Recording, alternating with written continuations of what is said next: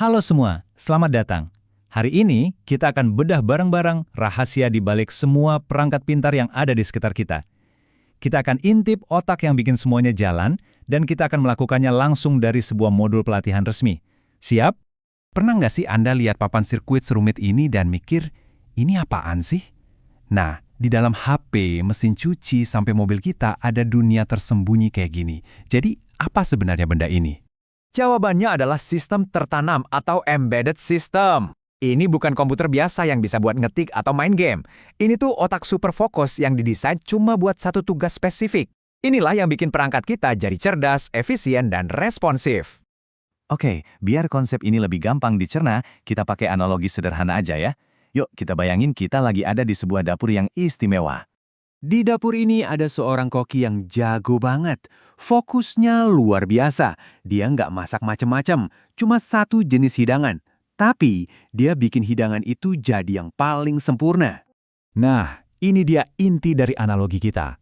Otak si koki yang mikir dan ambil keputusan itu adalah mikrokontrolernya. Resep yang dia ikuti langkah demi langkah, itu program atau kodenya. Indranya buat ngerasain suhu atau bahan, itu adalah sensor. Dan tindakannya, misalnya membunyikan bel pas masakan matang, itu dilakukan oleh aktuator. Kebayangkan? Dan ini wujud aslinya. Di sebelah kiri, kita punya Arduino Uno. Inilah si otak koki kita. Nah, di sebelah kanan, kita lihat seluruh dapur yang sudah terpasang. Semuanya lengkap dan siap untuk memasak. Semua bagian ini bekerja sama di bawah perintah si otak. Terus gimana caranya kita bisa belajar ngerancang otak kayak gini? Nah, tenang aja, ternyata udah ada peta jalannya. Sebuah panduan resmi yang bisa mengubah konsep ini jadi keahlian nyata.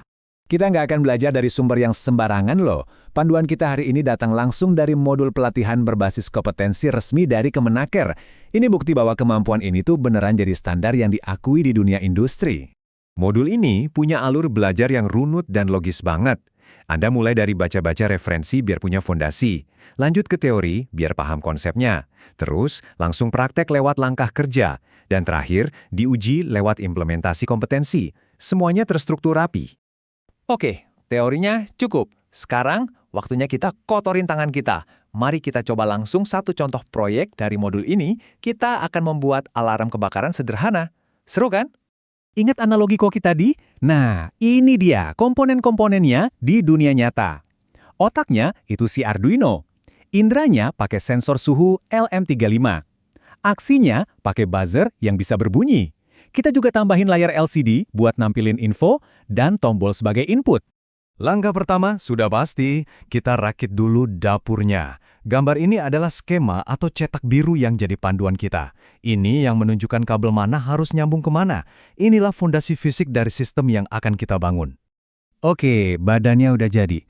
Sekarang bagian paling penting nih, gimana caranya kita kasih tahu si otak ini harus ngapain? Nah, disinilah kita harus merancang logikanya. Nah, perhatikan baik-baik. Inilah yang membedakan seorang profesional.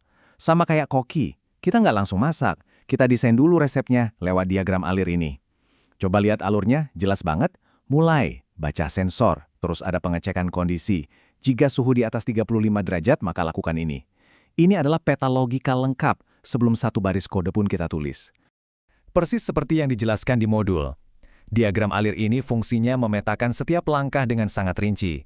Apa inputnya, prosesnya gimana, dan output yang diharapkan apa. Semuanya direncanakan dengan matang di sini. Kalau resep logikanya sudah mantap, barulah kita mulai memasak yang sesungguhnya, yaitu menulis kode. Setiap kotak dan panah di diagram alir tadi, sekarang kita terjemahkan menjadi baris-baris perintah. Inilah bahasa yang dimengerti oleh si otak Arduino. Dan ini dia momen pembuktiannya. Kerennya, sebelum kita rakit beneran, kita bisa uji dulu di simulasi.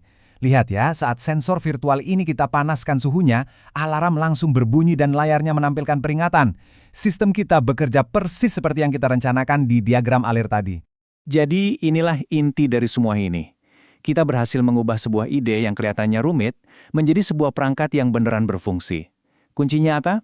Cuma satu, mengikuti alur yang terstruktur. Dari teori, perakitan, logika, sampai jadi kode. Proses yang kita lalui ini membuktikan kalau teknologi serumit apapun sebetulnya bisa dipelajari dan dikuasai. Sekarang, setelah Anda melihat sendiri bagaimana otak sebuah perangkat dirancang, pertanyaannya adalah, ide apa yang ingin Anda hidupkan, proyek keren apa yang akan Anda bangun selanjutnya.